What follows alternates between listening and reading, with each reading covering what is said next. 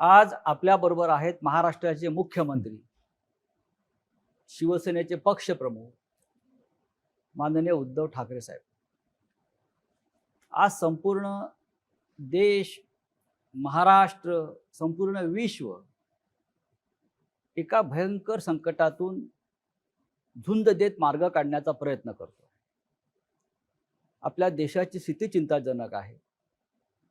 महाराष्ट्रामध्ये सुद्धा कोरोनाचं संकट तर आहेच, पण मधल्या काळामध्ये एक निसर्ग वादळ आलं, ते संकट आलं आणि या सगळ्या संकटांना खंबीरपणे तोंड देत राज्याचं नेतृत्व मुख्यमंत्री उद्धव ठाकरे करतायत. अधूनमधून ते गेल्या 4 महिन्यामध्ये लॉकडाऊनच्या काळामध्ये फेसबुकच्या माध्यमातून मुख्यमंत्र्यांनी जनतेशी संवाद साधला. पण हा संवाद एकतर्फी होता. म्हणजे मुख्यमंत्री आपल्याला समजावून अनेक गोष्टी सांगत होते, आपलं मार्गदर्शन करत होते, आपलं बौद्धिक घेत होते आणि जनता ते सगळं ऐकत होती. ती माननीय मुख्यमंत्र्यांच्या मन की बात होती, दिल की बात.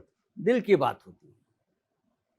पण ह्या निमित्तानं या राज्यातल्या जनतेच्या मनात सुद्धा अनेक प्रश्न आहेत. काही राजकीय असतील, काही सामाजिक असतील, काही आरोग्यविषयक असतील. या सगळ्या प्रश्नांवर बोलण्यासाठी आज मुख्यमंत्री आपल्याबरोबर आहेत. मी मुख्यमंत्र्यांचं स्वागत करतो. नमस्कार. उद्धवजी, आपलं स्वागत. नमस्कार आणि जय महाराष्ट्र. आपण कसे आहात? तुमच्या समोर आहे. आपण समोर आहात, पण खूप दिवसांनी म्हणा किंवा खूप महिन्यांनी म्हणा आपल्याला आपला चेहरा जनतेनं स्वच्छ पाहिला. म्हणजे आपल्या चेहऱ्याला मास्क नाही. माझा चेहरा स्वच्छच आहे. हा. आणि फेसबुक लाईव्ह मध्ये सुद्धा माझा फेस हा स्वच्छच आहे. फेस टू फेस आपण जनतेसमोर आलात. पण आपण आज खूप प्रसन्न दिसताय. सामनाची मुलाखत आहे ना ही. सामनाची मुलाखत. प्रसन्न आहे. आपल्या चेहऱ्यावरती कोणताही तणाव नाही, रिलीफ ज्याला आपण म्हणतो ते दिसतंय. फक्त थोडे डोक्यावरचे केस गेलेले दिसत आहेत मला. हा 6 महिन्यातला परिणाम आहे का? एक तर पहिली गोष्ट अशी की मगाशी आपण सांगितलं की फेसबुकच्या माध्यमातून मी जनतेशी संवाद साधला म्हणा किंवा त्यांचं बौद्धिक घेतलं म्हणा किंवा काही म्हणा. त्याला काही म्हटलं तरी मी जनतेशी नातं तुटू दिलं नाही. जनतेशी माझा संबंध दुरावू दिला नाही. आणि त्यांच्यासोबत मी म्हणजे महाराष्ट्र सरकार हे खंबीरपणे खांद्याला खांदा लावून प्रत्येक संकटात, प्रत्येक पावली तुमच्या सोबत आहे हे मी सांगण्याचा प्रयत्न केला. आणि मला नक्कीच एका गोष्टीचा आनंद आहे की जनता माझ्यावरती म्हणजे सरकारवरती विश्वास ठेवते आहे, सरकारचं ऐकते आहे, सहकार्य करते आहे. आणि त्याच्यामुळे तुम्ही जे आता म्हणालात की माझ्या चेहऱ्यावरती ताण तणाव नाही, जनता सोबत असल्यानंतर कोणत्याही ताण तणावाची चिंता करण्याचं कारण नाहीये. एकदा का जनता आहे, जनतेचा विश्वास आहे, तो विश्वास हा माझ्यासाठी खूप मोठं बळ देणार आहे. आणि तो विश्वास जोपर्यंत माझ्यासोबत आहे, हे बळ जोपर्यंत माझ्यासोबत आहे, तोपर्यंत मला ताण तणावाची पर्वा करण्याची आवश्यकता नाही. तेच म्हणतो की इतकं मोठं संकट असताना जगातले अनेक नेते तणावाखाली दिसत आहेत. रोज जनतेला एकच केस जे काय कमी झालेत असं वाटतं आपल्याला.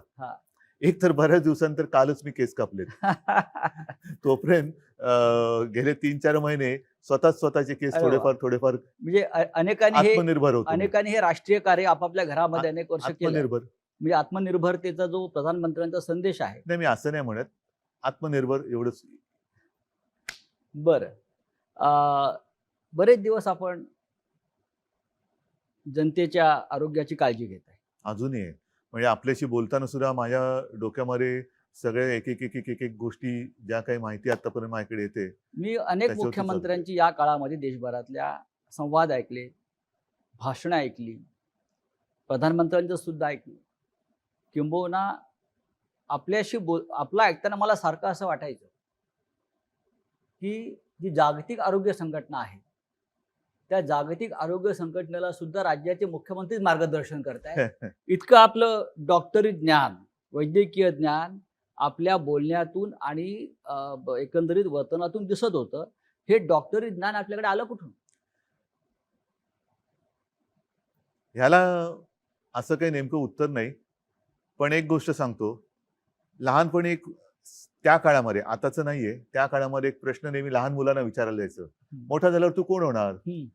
त्यावेळेला त्या मुलांची ती इच्छा तेव्हा ते व्यक्त करायचे. अर्थात प्रत्येक जण तसं काही झालाच असेल आणि झालाच नसेल असं नाहीये. परंतु वैद्यकीय शास्त्र हा माझ्यासाठी नेहमी कुतूहलाचा आणि अभ्यासाचा विषय राहिलेला आहे. अगदी कदाचित, म्हणजे नाही झालं ते बरं झालं, पण कदाचित एक शक्यता तेव्हा माझ्या मनात ही डोकत होती की डॉक्टर व्हावं. बरं, अरे वा. त्या दृष्टीने मी कधी असा काही प्रयत्न केला नाही, पण होमिओपॅथीचा मी तेव्हा अभ्यास करत होतो, जरूर करत होतो. आपल्या घराला परंपरा आहे. हो, आपले माझ्या आजोबा असतील, आपले काका असतील, किंबहुना शिवसेना शिवसेना प्रमुखांना प्रमुख. सुद्धा त्यातलं फार हो, चांगलं हो. ज्ञान होतं. आणि मासुरा. मासाहेब. तर तो एक आमच्याकडे बॉक्सच असायचा. त्याच्यामध्ये आता हे सगळं आर्सेनिकम अल्बम, हे ते ते ते सगळे एक बॉक्सच असायचा. कोणाला काय झालं तर घरच्या घरी ते उपचार केले जायचे. आणि तेव्हा होमिओपॅथीचे डॉक्टर्स आमच्याकडे यायचे.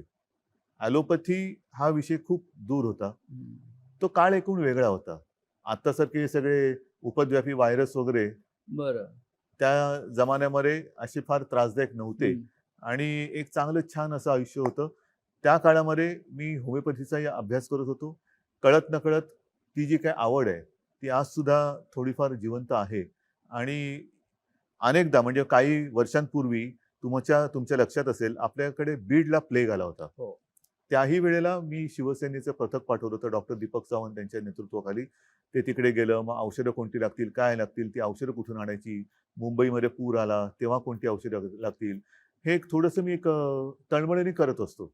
आणि आत्ता सुद्धा हा एक विचित्र योगायोग आहे. ध्यानीमनी नसताना मुख्यमंत्री पदाची जबाबदारी माझ्या खांद्यावरती आली.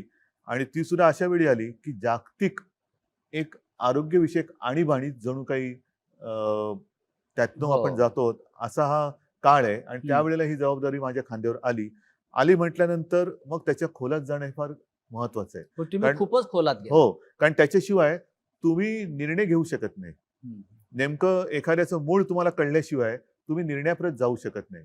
आज ह्या विषयावरती तज्ज्ञ असा कोणीच नाहीये. जो तो अनुभवातून शहाणपण जे येतं, तो अनुभव आपल्याला शिकवतोय आणि त्यातून आपण शहाणे व्हायचं की नाही हा ज्याचा त्याचा प्रश्न आहे. पण शहाणं होण्याचा आपण तरी प्रयत्न वा. करतो.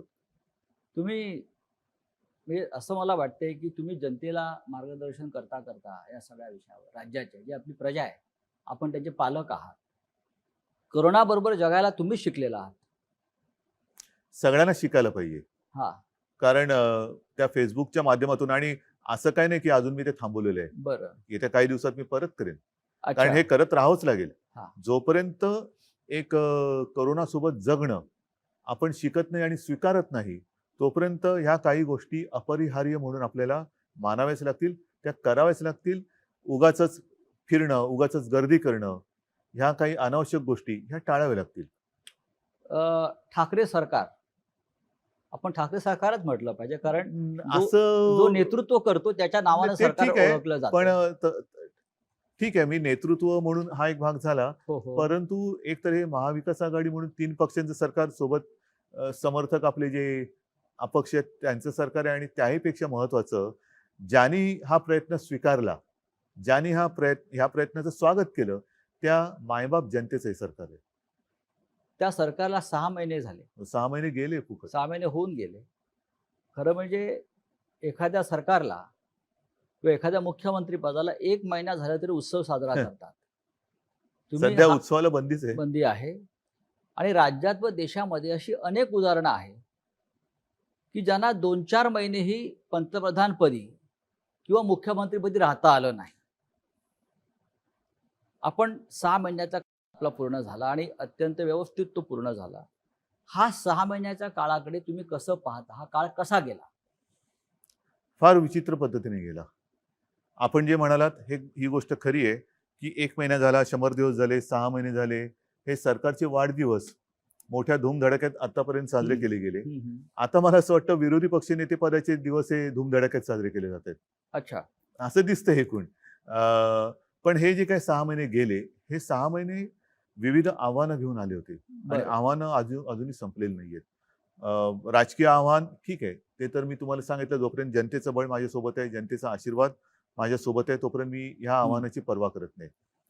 पण सुरुवातीच्या काळामध्ये जसं हे संकट ज्याचं कोणी अजूनही त्याचा आकार उकार किंवा नेमके पण काही ओळखू शकलेलं नाही असंही संकट आलं.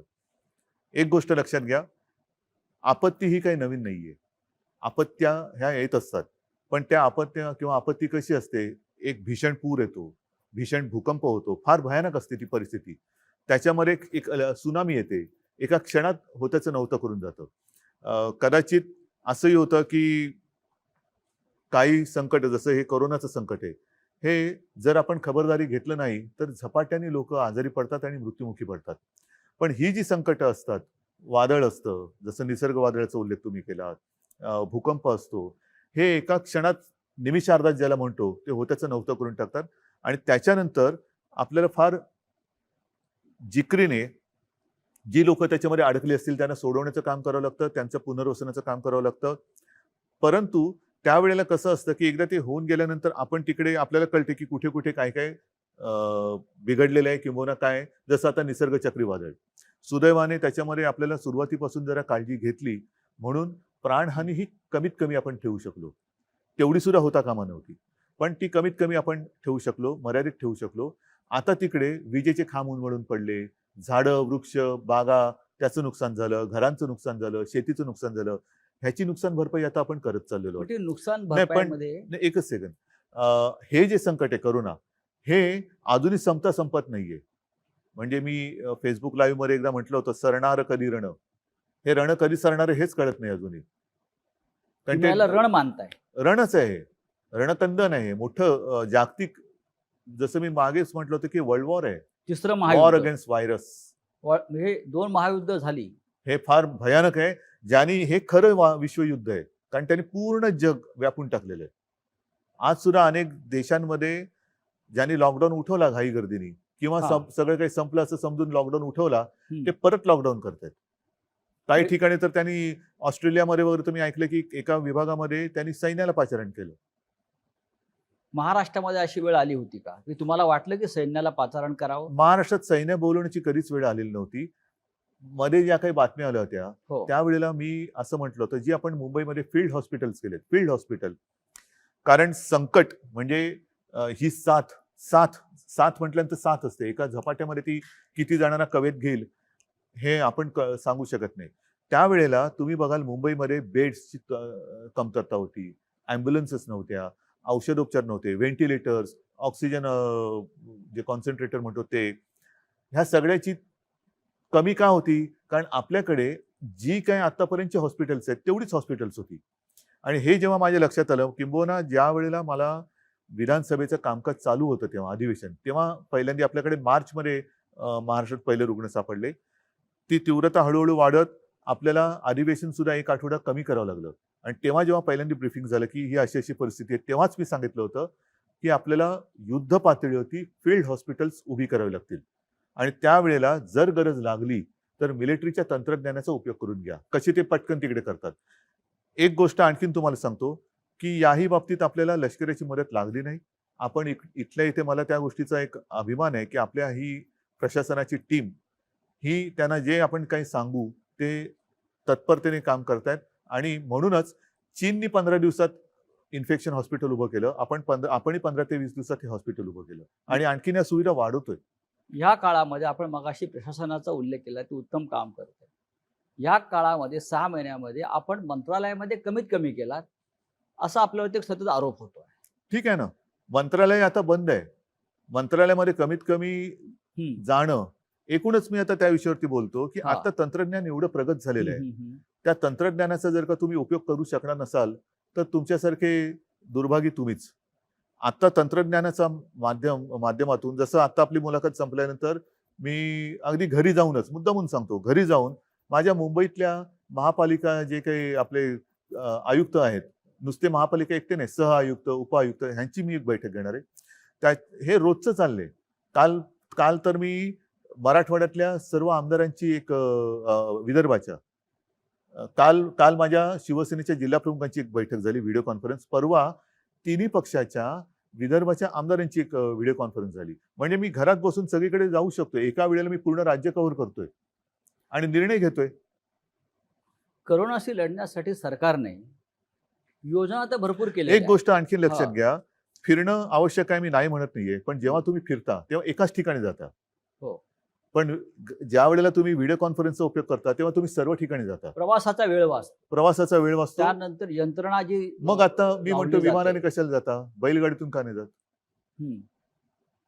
बैलगाडीतून जा, पायी चालत जा.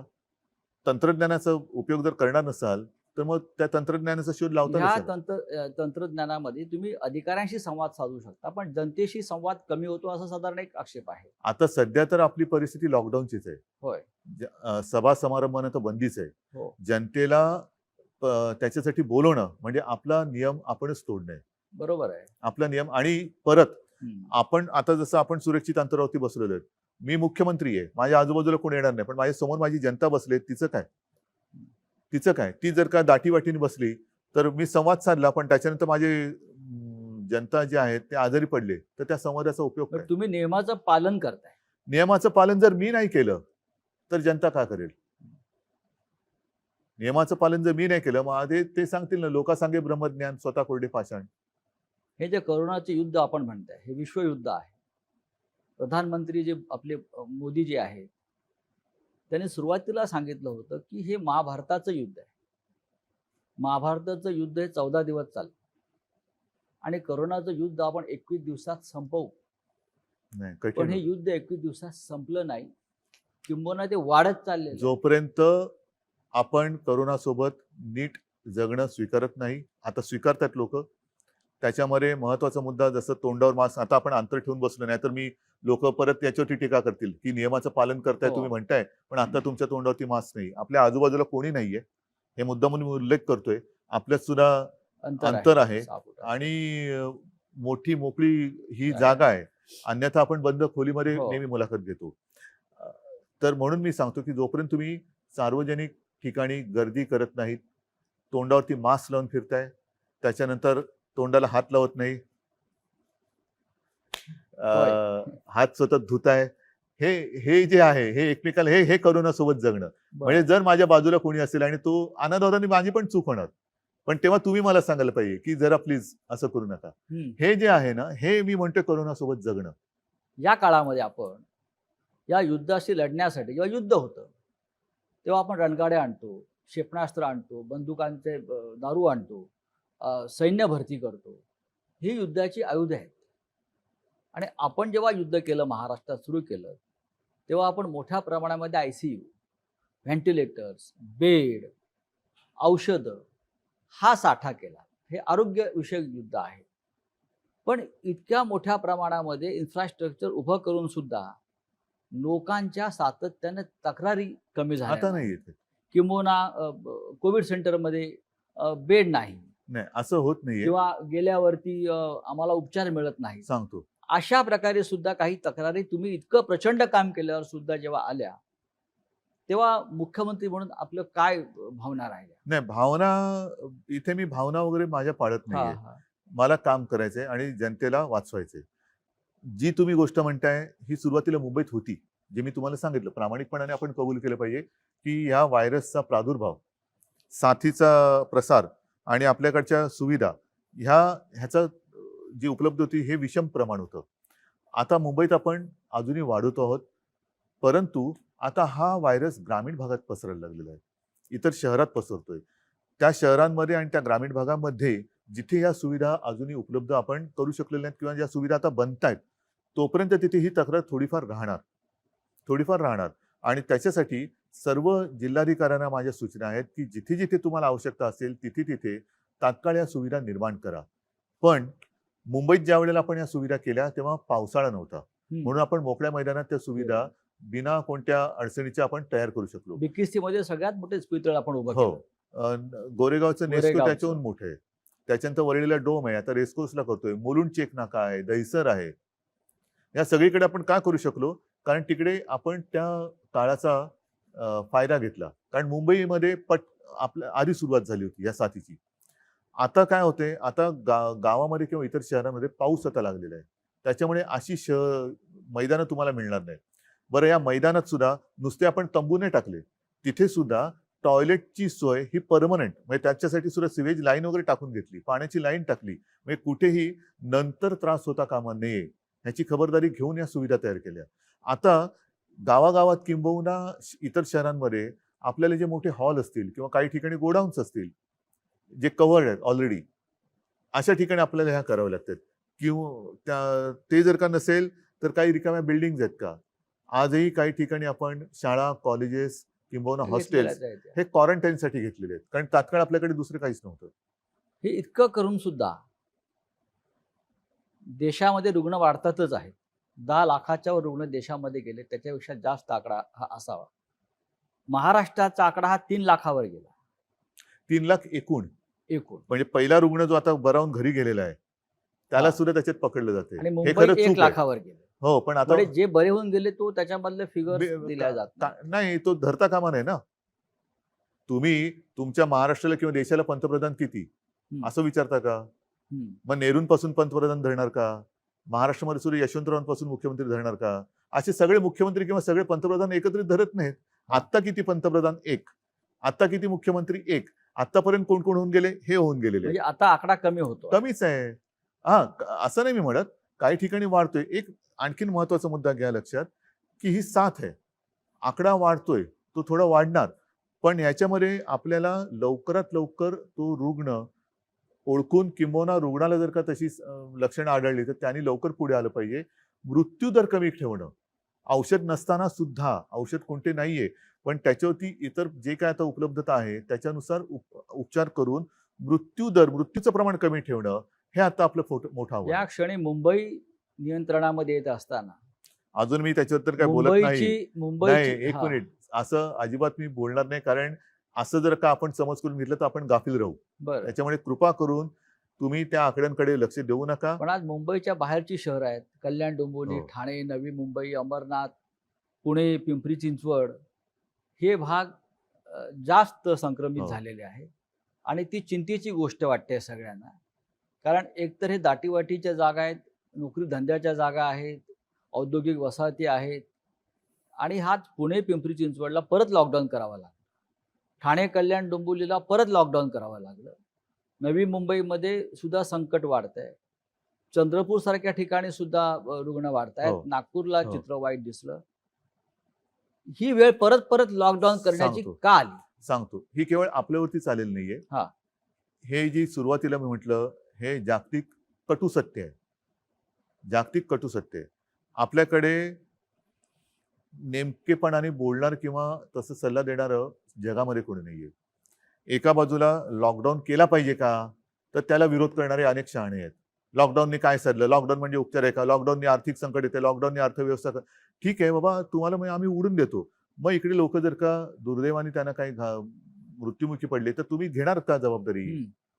जे आज जे सरकारच्या दारी येऊन बसले, दार उघड म्हणून टाहो फोडतायत. दारं उघडायला हरकत नाहीयेत, पण दारं उघडल्यानंतर तुम्ही जबाबदारी घेणार आहात का? अर्थव्यवस्था ही, म्हणून आपण काय करतोय, माझं मत असं आहे की आता लॉकडाऊन शब्द न वापरता, मी असं कधीच म्हणणार नाही की लॉकडाऊन मी उठवतोय, नाही, अजिबात नाही. पण मी हळूहळू एक एक गोष्टी उघड करत चाललोय, आणि प्रयत्न माझा असा आहे की एकदा उघडलेली गोष्ट परत बंद होता कामा नये. त्याच्यामुळे नुसता आरोग्याचा विचार करूनही चालणार नाही, नुसता अर्थव्यवस्थेचं पण चालणार नाहीये. जे केवळ आणि केवळ अर्थव्यवस्थेची चिंता करतायत त्यांनी आरोग्याची चिंता थोडीफार तरी केली पाहिजे. आणि जे केवळ आणि केवळ आरोग्याची चिंता करतात ते आजच्या घडीला ते सत्य असलं तरी थोडीफार आर्थिक चिंता पण केली पाहिजे. आणि ह्याचं तारतम्य ठेवून, ही तारेवरची कसरत आहे. करोना बरोबर जगायला शिकायचं म्हणजे तारेवरची कसरत करायला शिकलं पाहिजे. आणि दुसरा महत्वाचा मुद्दा, मुंबईच्या आसपासच्या परिसरात जो काही थोडा प्रादुर्भाव वाढतोय, या व्हायरसचा एक वागणुकीचा तुम्ही जर का हे बघितला आलेख, तर हा व्हायरस गुणाकार करत जातो. आणि जिथे पहिली सुरुवात होते तिथे सुरुवातीला तो पीकवरती जातो, शिखरावर जातो, आणि मग तो फ्लॅट होऊन मग कमी येतो. जिथे उशिरा होतं तिकडे तो उशिरावर पीकवर जातो. ह्या परिसरामध्ये जिथे उशिरा सुरू झालेला आहे तिथे तो पीकवरती उशिरा चाललेला आहे. त्याच्यामुळे हा परिसर आणि ही शहरं ही कालांतराने बाहेर पडतील. तुम्हाला करोनावर डॉक्टरेट मिळाली पाहिजे, रिसर्च. तेवढा अभ्यास नाही केला तर मी मुख्यमंत्री म्हणून काय या करू? राज्यात, देशातल्या मुख्यमंत्र्यांमध्ये करोनावरती इतका खोलवर अभ्यास करणारा आपण एकमेव मला मुख्यमंत्री मी दिसतो. नुसता मी फिरत नाही, घरी बसतो म्हणून अभ्यास होतो. पण अभ्यास न करता फिरणं आणि न फिरता अभ्यास करणं, तुम्हाला काय पाहिजे तुम्ही ठरवा. विरोधी पक्षनेते फार फिरायला लागले मी नाही बोलत काही. आणि आपले विरोधी पक्षनेते देवेंद्र फडणवीस हे काल दिल्लीत होते 2 दिवसापूर्वी तिथली कोरोनाची परिस्थिती बघत होती आणि परिस्थिती. त्यांचं असं म्हणणं आहे पण दिल्लीत तिथल्या जाऊन. परिस्थितीबद्दल काय बोलले नाहीत ते. अच्छा, नाही म्हणजे मी काय तिथे जाऊन दिल्लीत जाऊन विरोधी पक्षनेते महाराष्ट्राच्या भयावह परिस्थितीविषयी बोललेले आहेत. ह्याचं कारण का की त्यांनी त्यांचा जो फंड आहे तो महाराष्ट्राचा फंड दिल्लीत दिला म्हणून सगळ्या गोष्टी ते दिल्लीत जाऊन करतात. हे तुमचं म्हणणं जरी मी खरं मानलं किंवा राज्य खरं मानत असेल त्याच्यावरती खूप टीका सुद्धा झाली, पण राज्यातल्या परिस्थितीचे भयावह परिस्थितीचे अपडेट्स त्यांनी प्रधानमंत्र्यांना भेटून देणं कितपत योग्य आहे? खरं म्हणजे ही चर्चा मुख्यमंत्र्यांनी करायला हवी. मी अशा कोण काय म्हणते याच्याकडे लक्ष देत नाही. मी पुन्हा पुन्हा सांगतोय, मी माझ्या कामाशी प्रामाणिक आहे. माझ्यावरती माझ्या जनतेचा विश्वास आहे. तोपर्यंत हे तर ठीक आहे, हे बोलतील आणि कदाचित त्यांची पोटदुखी अशी असेल की कुठेही न जाता कुठेही न फिरता ज्या एका संस्थेने, ती संस्था कोणती मी अजून बघितलेली नाहीये, देशातल्या सर्वोत्तम मुख्यमंत्र्यांमध्ये महाराष्ट्राच्या मुख्यमंत्र्यांची होय. निवड केली. ही सुद्धा पोटदुखी असू शकेल, कारण कोरोनाची लक्षणे वेगवेगळी आहेत. अच्छा, पोटदुखी एक लक्षण आहे. नाही वेगवेगळी आहेत. आता तर कारण म्हणतात सर्दी, तुमच्या खोकला, ताप हे आहे. सर्दी, खोकला, ताप, चव जाणे, म्हणजे चव वास गेलेली जाणे, आहे. अंगावरती रॅश येणे, काही जणांची बोटं काळी निळी पडतात. त्याच्यामध्ये आता नवीन लक्षण ही पोटदुखी आहे. पोटदुखी तर असूच शकते. अच्छा, मग हे पोटदुखीतून आलेलं म्हणजे नाही, आता थोडंसं मी गांभीर्याने सांगतोय बरं. की म्हणजे खरंच सांगतोय, ही मस्करी नाहीये. आपल्यामध्ये एखादा अनपेक्षित काहीतरी बदल झालाय किंवा अनपेक्षित आपल्याला आपल्याबद्दल काही लक्षात आले तर तेही कोरोनाचं लक्षण असू शकतं, असा एक अभ्यास आहे. अरे वा. त्याच्यामुळे असं जर का कोणाला काही लक्षण विचित्र, कारण वास जाणं, चव जाणं, आपण सगळीकडे होर्डिंग्ज लावलेत की शिंकताना, खोकताना तोंडावरती रुमाल ठेवा, इकडे इकडे थुंकू नका. प्रत्यक्षात सर्दी खोकल्याची साथ तशी मोठ्या प्रमाणात नाही आली. ताप येणं आहे, काही जणांची चव जाते, वास जातो, किंबहुना बोटं हिरवी निळी किंवा काळी निळी पडतात. तर असं वेगळं काहीतरी म्हणजे लक्षात सरकार आलं. राज्यामध्ये सत्ता परिवर्तन झाल्यापासून अनेकांचं आयुष्य बेचव झालेलं आहे. असू शकतं, त्याचा परिणाम असेल असं असू आपल्याला शकेल. मानलं पाहिजे. पण विरोधी पक्षाच्या नेत्यांनी, विरोधी पक्ष ही संसदीय लोकशाहीतली एक महत्वाची संस्था आहे फार जबाबदार संस्था आहे. आणि या महाराष्ट्रामध्ये मी असं म्हणेन की लोकशाहीच्या सुदैवानं विरोधी पक्ष फार मजबूत स्थितीमध्ये असताना त्या विरोधी पक्ष नेत्याने राज्याच्या प्रश्नावर मुख्यमंत्र्यांशी चर्चा केली पाहिजे असे संकेत आहेत. ते संकेत पाळले जात नाहीत असं आपल्याला वाटत नाही का? मी 1-1.5 महिन्यापूर्वी साधारणतः सर्व पक्षांच्या नेत्यांची एक बैठक घेतली होती. बरं. येत्या काही दिवसात ती मी परत घेणार आहे. परंतु त्यावेळेला मी त्यांना मोकळेपणाने सांगितलं होतं की आपणही मोकळेपणाने आपली जी काही निरीक्षणं असतील, काही सुधारणा असेल, राजकारण तर ते आपल्या पाचवीलाच पुजलेलं आहे. सर्वदा राजकारण एके राजकारण, पण हा जनतेच्या जीवाशी खेळ होतोय. जर एखादी गोष्ट आपण म्हणता, मी मान्य करेन की कुठेही अजूनही कोविड सेंटरमध्ये थोडीशी दुरावस्था असेल, असू शकेल. मी असं नाही म्हणणार की असं नाहीच आहे, पण असेल तर ती मी सुधारवली पाहिजे. कारण शेवटी ती सुविधा मी जनतेसाठी केलेली आहे आणि त्याच्यात जर का कुठे काही उणीव असेल तर ती दूर केली गेलीच पाहिजे. आता सुद्धा आपल्याकडे काही काही औषधं गेल्या काही महिन्यामध्ये एक त्याच्यावरती शोध लागतोय आणि ती वापरली जात आहेत. आणि मी मुद्दामून सांगतो, WHO असेल किंवा आणखीन काही असेल, आपल्याला दूरचित्रवाणी किंवा वृत्तपत्रातनं कळतं की ब्रेक थ्रू, त्याच्यामध्ये एक ते स्टिरॉइडचं नाव आलं, डेक्सोना, ज्याला आपल्याकडे डेक्सोना म्हणून म्हणतात. मी टास्क फोर्सला विचारलं, ते म्हणाले साहेब हे औषध आपण स्टिरॉइड आपण गेले 2 महिने ऑलरेडी वापरतो. बरं. आता ते सुद्धा कधी द्यायचं, किती द्यायचं, हे प्रमाण हे डॉक्टरांनी ठरवायचं असतं. आणि म्हणून प्रत्येक रुग्णाला हे औषध मिळालंच पाहिजे हा आग्रह आपण नाही धरता कामा, ते डॉक्टरवरती सोपवलं पाहिजे. म्हणजे सध्याच्या काळामध्ये महाराष्ट्र असेल, देश असेल किंवा विश्व असेल, जो उल्लेख केला जातो की पांढऱ्या कपड्यातले देवदूत, डॉक्टर्स किंवा नर्सेस, वॉर्ड बॉयज हे खऱ्या अर्थाने या देशात आणि विश्वामध्ये काम करत आहेत आणि ते सुद्धा त्यांचं सुद्धा मोठ्या प्रमाणामध्ये बलिदान. देवावरती आणि देवदूतावरती विश्वास नसेल तर दोघेही काम नाही करू शकणार. होय. कर्नाटकच्या जे बाजूला राज्य आहे तिकडल्या मंत्र्यांनी सांगितलंय तिकडे जी का परिस्थिती गंभीर झालेली आहे करोनाची, की आता आम्ही सगळं देवावर सोडून मोकळं होतोय. हे कितपत योग्य आहे?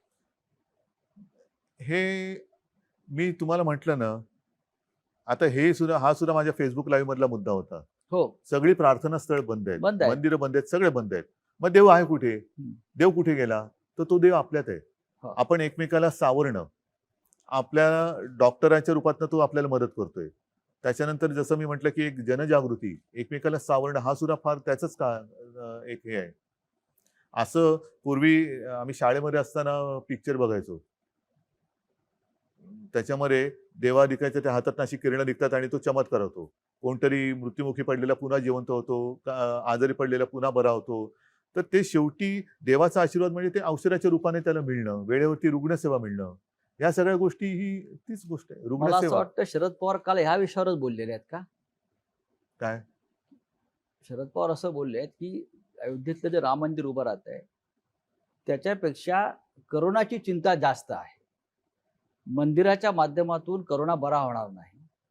करोनासाठी आपल्याला अशा प्रकारे आपण म्हणताय बरोबर डॉक्टर आहे ना, डॉक्टर्स पाहिजेत. आज डॉक्टरांची आणखीन एक गोष्ट काय आहे की आपण ज्या सुविधा निर्माण करतो आहोत, हो त्या सुविधा काही रुग्ण बऱ्या नाही करणार आहेत. हा. त्या सुविधांच्या बरोबरीने डॉक्टर्स पाहिजेत. हम्म. आपण मी आधीच म्हटलं होतं ना की जम्बो फॅसिलिटी, जम्बो म्हणजे मी काय बेडचं दुकान नाही काढलेलं, फर्निचरचं दुकान नाही काढलं, प्रदर्शन नाही भरवलं.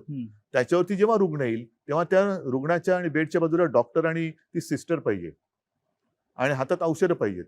ज्या मुंबईतल्या करोनाच्या स्थितीवर सगळ्यात जास्त टीका देशभरातल्या राजकीय लोकांनी केली, मग ते प्रवासी मजदूर जाताना असतील किंवा रुग्ण वाढताना असेल, त्याच मुंबई पॅटर्नचा आज सगळ्यात जास्त बोलबाला होतो.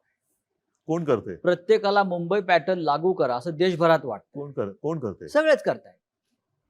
तर हा मुंबई पॅटर्न जेव्हा तुम्ही सुरू केला, तुम्ही मॅनेज केलं असेल. अच्छा आम्ही मॅनेज केलं. मुंबई पॅटर्न त्यातली धारावी म्हटलं की लोकांच्या भुव्यावर जातात.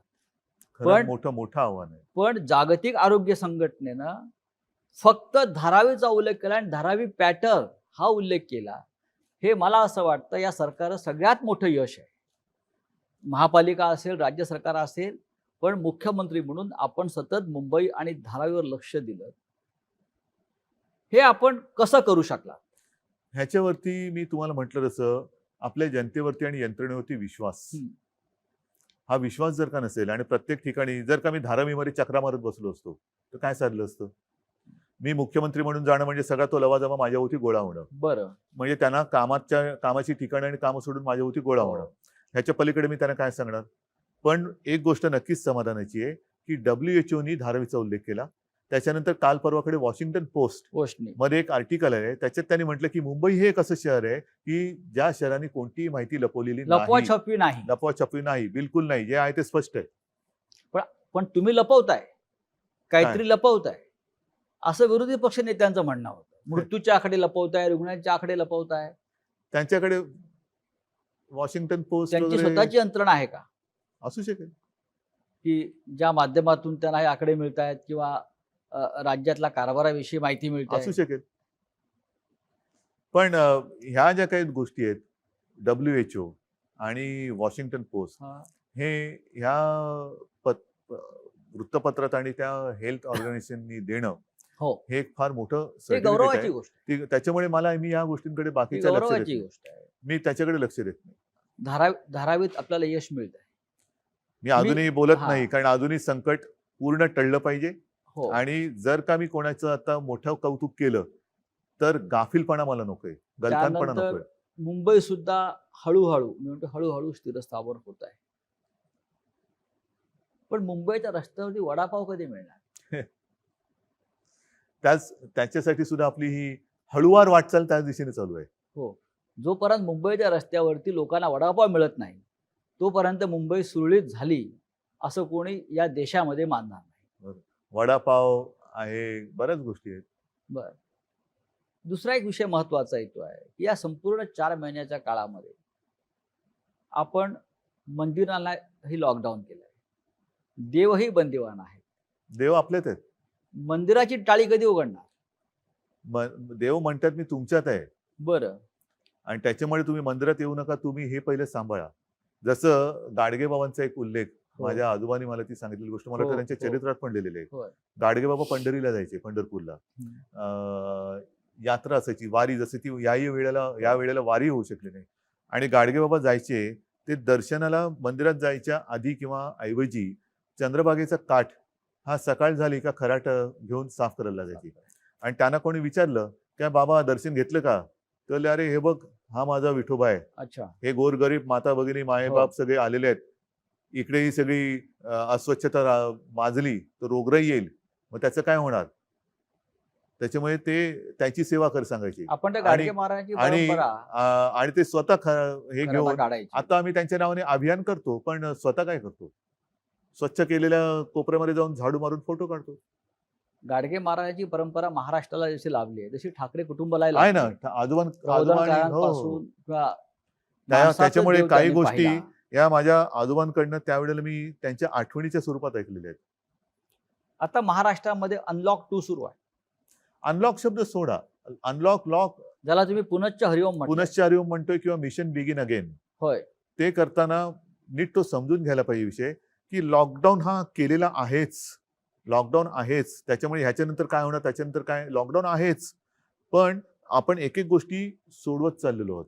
त्यातनं हळूहळू एक एक गोष्टी बाहेर काढतोय. नाहीतर काय होईल, lockdown 1, lockdown unlock 1, lockdown 2, unlock 2, lockdown 2, ह्या गोष्टी या खेळत तांत्रिक नाही गोष्टी बसायच्या. नाही, म्हणजे तुम्ही घाईघाईने एखादी लॉकडाऊन केला तेही चूक आहे, घाईघाईने लॉकडाऊन उठवला किती काळ असं बसणार, मग हे कधी होणार ते कधी होणार. लोक कंटाळलेत आता. आहे, पण कंटाळा घालवण्यासाठी म्हणून लॉकडाऊन केलेलं नाही, उघडायचं असं नाहीये. लोकांच्या पोटापाण्याचा प्रश्न आहे. त्याच्यासाठी एकदम जर का घिसाडग्याने उघडलं आणि साथ प्रचंड वाढली आणि जीवच गेला तर पोटपाण्याचं काय करणार. काही ठिकाणी कारखान्यांमध्ये सुद्धा जर का ही साथ घुसली तर काय होणार. आणि म्हणून मग एक गोष्ट स्वीकारायला पाहिजे की मग करोनाचं काय होईल ते होईल, किती माणसं मृत्युमुखी पडतील ते पडतील, पण आम्हाला लॉकडाऊन नको. आहे का म्हणजे तयारी? अमेरिकेत जसं केलंय, हा, तयारी आहे का? माझी नाही तयारी. न्यूयॉर्कला आहे. असेल, माझी नाही तयारी. मी म्हणजे ट्रम्प नाहीये. मी माझ्या डोळ्यासमोर माझी माणसं अशी तळमळताना हे करताना बघू शकत नाही, अजिबात नाही. त्याच्यामुळे एक गोष्ट ठरवा की लॉकडाऊन गेल्या खड्ड्यात, जीव गेला तरी 72, पण आम्हाला लॉकडाऊन नको. रेल्वे सुरू होत नाही अद्याप, लोकांनी प्रवास कसा करायचा. म्हणूनच मी म्हणतो ना की एकदा काहीतरी ठरवा, इस्पार या उसपार. आणि जर का दोन्ही सांभाळायचं असेल तर मी म्हटलं तसं रेल्वे रुळावरनच चालली पाहिजे, तशी ती तारेवरची कसरत आहे, तारेवरची कसरत आहे. तुम्ही रेल्वे सुरू करणार की नाही असा प्रश्न आहे माझा. नाही, बंद करण्यासाठी आम्ही काय केलं, रेल्वे ही मुंबईची लाईफलाईन आहे. जोपर्यंत लाईफलाईन, रेल्वे सुरू करूया, वडापाव सुरू करूया, सगळं सुरू करूया, पण एकदा काहीतरी एक टोक स्वीकारा. घाई गडबडीने घिसाडघाईने तुम्हाला हे करायचंय आणि मग काय आपल्या घरात कुटुंब याच्यामध्ये आजारी पडतात आणि काही मृत्युमुखी पडतात. मग कुटुंब मृत्युमुखी पडल्यानंतर घराला जे टाळं लागेल ते टाळं, ते लॉकडाऊन कोण उघडणार. घराचं जो काय लॉकडाऊन होईल, कुटुंब जर काय गेलं तर त्या घराचं टाळं कोण उघडणार. आणि म्हणून ते टाळं नको असेल तर या गोष्टी टाळा. शिक्षणाचा पूर्ण बट्टाबोळ झालाय जगभरात. आणि महाराष्ट्रात सगळ्यात विषय जो सध्या चर्चेला जातो आहे तो म्हणजे पदवी परीक्षेच्या ज्या अंतिम वर्षाचं काय करायचं. तो निर्णय घेतलाय, कारण याच्यामध्ये राज्यपालांचं एक मत आहे. नाही, पण आता राज्यपालांसुद्धा मला सरकारचं एक मत आहे. आपण कोणत्याही परिस्थिती, कारण आता काही ठिकाणी बघा, तुम्ही मला प्रश्न विचारतानाच दोन्ही बाजूनी प्रश्न विचारताय. एका बाजूने म्हणताय की हे कधी होणार आणि दुसऱ्या बाजूला म्हणताय की हे पण होतंय. म्हणजे एका बाजूला म्हणताय हे उघडणार कधी, दुसऱ्या बाजूला म्हणताय की तुम्ही राज्यात इतर राज्यांमध्ये पुन्हा लॉकडाऊन होते. होय. मग हाच तो माझा महत्वाचा मुद्दा आहे. काही ठिकाणी शाळा सुरू केल्या आणि त्यातली मुलं बाधित झाली. असं कोणी समजू नका की मुलांना हा करोना होत नाही. 6 महिन्याच्या बाळाला सुद्धा करोना झाला, तो बरं झाला. हे चित्र आलंय. दक्षिण कोरियामध्ये शाळा परत बंद कराव्या लागल्या, अनेक देशात बंद. मग त्याचा खेळखंडोबा किंवा बट्ट्याबोळा आहे की नाही. मग या शिक्षणासाठी शेवटी महाराष्ट्राला शिक्षणाची फार मोठी परंपरा आहे. सगळ्या देश जगाला आहे. मुंबई महाराष्ट्राला आहेच ना. शिक्षण हे जीवनावश्यक गोष्टीपैकी एक आहे. 2020 मध्ये या काळामध्ये मुलांनी, तरुणांनी शिक्षणाचं काय करावं, महत्वाचा मुद्दा आहे हा. आणि त्याच्यासाठी आपण आता हा जुलै जवळपास संपत आला, बरोबर आहे. जूनमध्ये शाळा सुरू होतात. मी माझी संकल्पना मांडली ती हीच आहे की शाळा कधी सुरू होणार. आता तो शाळा हा जो कन्सेप्ट आहे तो थोडासा बाजूला ठेवा. शिक्षण कधी सुरू होणार. ह्याच्यासाठी आपण हा एक विचार केला की जिथे जिथे शक्य असेल ग्रामीण भागात तिथे शाळा सुरू कराव्यात का, आणि जिथे जिथे शक्य आहे, सुविधा आहे, तिकडे ऑनलाईन शिक्षण सुरू करावं का. ऑनलाईन शिक्षणाचं पायलट आपल्याकडे सुरू झालेलं आहे. बरं. त्याच्यासाठी आपण केंद्राशी बोलून, आता त्याच्यात सुद्धा कसं आहे की हे एकतर्फीच होणार आहे. जसं माझं फेसबुक लाईव्ह होतं तसंच ते होणार आहे की टीव्ही चॅनलवरनं शिकवता येईल का. त्याच्यानंतर आपण मुंबई महापालिकेच्या शाळेमध्ये टॅब दिले होते, SD कार्ड लोड केले, त्याच्यात ई-लर्निंग आहे, टेक्स्टबुक आहेत, पाठ्यपुस्तक आहेत. अशी काही हे करावं का, कारण त्याच्यावरती सगळ्या बाजूनी आपण मतांतरही घेत आहोत. पण जसं आता तुम्ही म्हणताय की लॉकडाऊन करावा, काही म्हणतात करावा, काही म्हणतात करू नये, तसं प्रत्येक बाबतीत आपल्याला 2 मत, 3 मत, 4 मत हा जो काही एक घोळ होतोय मतांतराचा, त्याच्यामुळे आपला प्रॉब्लेम होतोय. कारण सरकार म्हणून आम्ही करणार. शेवटी जर का एखादी गोष्ट मला पटली तर मी टीकेची पर्वा कधीच करत नाही. मुख्यमंत्री नव्हतो तेव्हाही केले नाही आणि आताही करणार नाही. जी गोष्ट मला पटले आणि मला असं वाटतं की याच्यात जनतेचं हित आहे, तिकडे मी टीकेची पर्वा करत नाही. राज्यपालांची एक भूमिका आहे. त्यानंतर युनिव्हर्सिटी ग्रँट कमिशन, विद्यापीठ अनुदान जी संस्था आहे, त्यांची भूमिका परीक्षा पण आपल्याकडे सुद्धा कुलगुरूंची एक भूमिका आहे. आपल्याकडे परीक्षा होऊ नये त्यातून मार्ग काढण्यासाठी मार्ग काढलाय आपण. परीक्षा होऊ नये असं कोणाचंच मत नाही. माझंही मत आहे परीक्षा व्हावी. पण हे मी काय म्हटलेलं नीट लक्षात घ्या.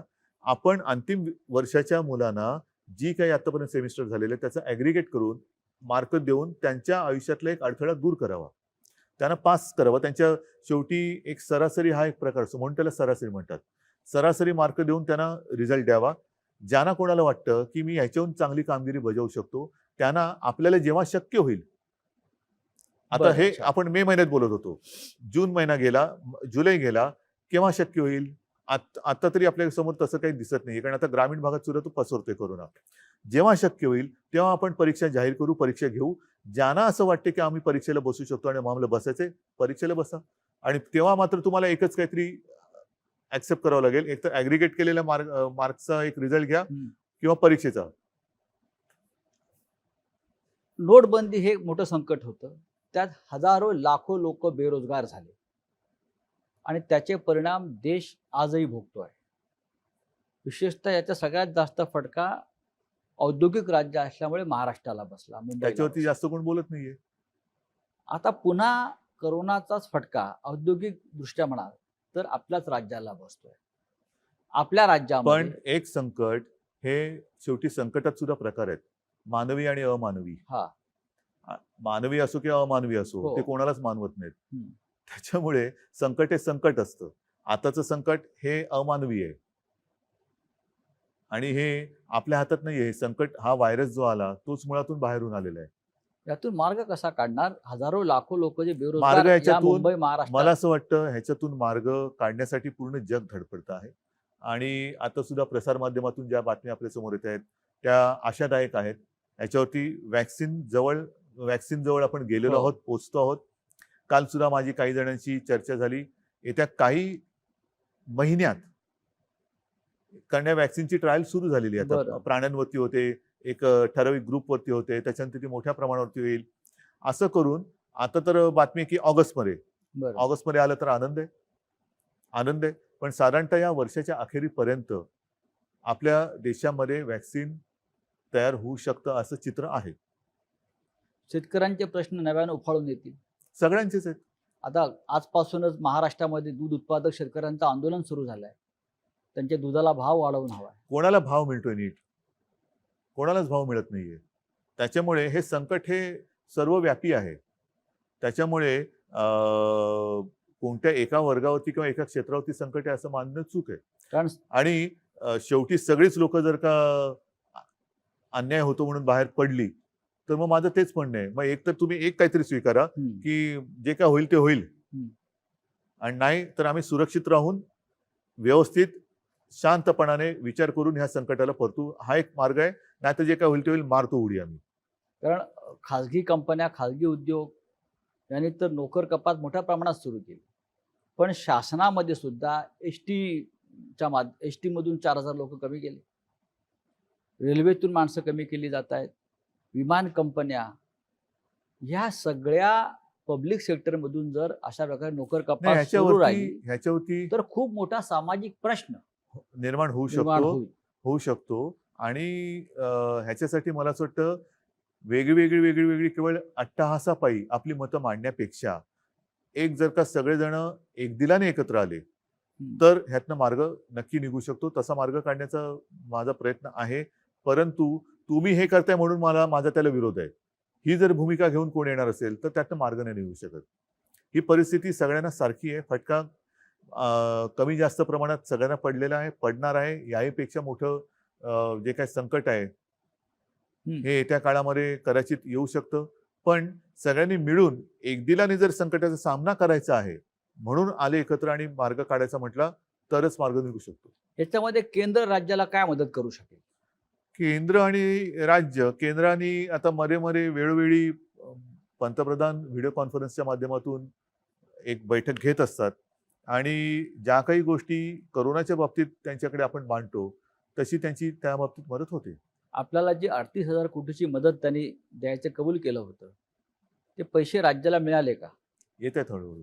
हळूहळू येत आहेत. म्हणजे लॉकडाऊन जसा हळूहळू उठतोय तसे ते पैसे हळूहळू येत आहेत. सगळ्यांचंच उत्पन्न घटलेलं आहे. दूध उत्पादकांचं घटलेलं आहे, शेतकऱ्याचं घटलेलं आहे, जो काय आपला नोकरदार वर्ग आहे त्याचं घटलेलं आहे, म्हणजेच सरकारचं पण घटलेलं आहे. मग राज्य सरकार जे एक महत्वाचं आहे, महाराष्ट्राचं राज्य महसूल वाढवण्यासाठी, त्याशिवाय हे राज्य चालू शकत कोणाकडनं नाही. वसूल करणार? कर्मचाऱ्यांचे पगार द्यायला आपल्याकडे पैसे नाहीत असं मान्य. आपले मंत्री म्हणतात. मान्य मला, पण शेवटी